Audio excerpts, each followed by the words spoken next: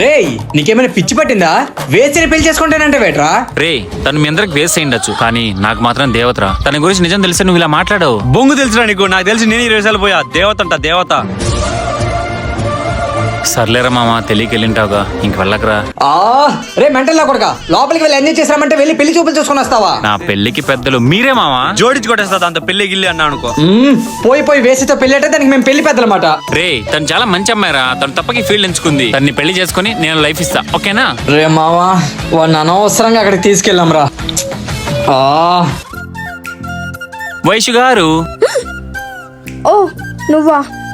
ఏంటి మళ్ళీ వచ్చావు? అంటే మీతో ఒక విషయం మాట్లాడాలండి. మళ్ళీ ఏం వెలుగు పెట్టావు? ఈసారి పక్క ప్లాన్ తో వచ్చానండి, ప్రపోజ్ చేయడానికి. ఓ కంగ్రాట్స్. ఎవరా అమ్మాయి? అది నువ్వే Vaishu. I love you Vaishu. నా దగ్గరకు వచ్చే ప్రతి ఒక్కడు చెప్పే మాటే ఇది. విని విని బోర్ కొడుతుంది. కొత్తగా ఏమన్నా ఉంటే చెప్పు. మనం పెళ్లి చేసుకుందాం వైషు. ఇదెవరో చెప్పలేదే.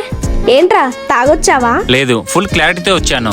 రేయ్ నేను చేస్తున్నదేంటి, నువ్వు అడుగుతున్నదేంటి? నిన్నే ప్రేమిస్తున్నా అని చెప్పి 10 మంది అబ్బాయిలతో తిరిగి మోసం చేసి అమ్మాయి కన్నా ఒకరితో ఉన్న 1 గంట నిజాయితీగా ఉండి నువ్వే నాకు బాగా నచ్చావు.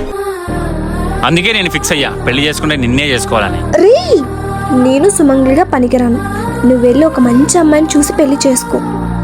నిన్నుగా ప్రేమించే అమ్మాయి, నీకోసం ఏడ్చే అమ్మాయి ఎక్కడో ఒక చోటు ఉంటుంది. వెళ్ళి వెతుక్కో.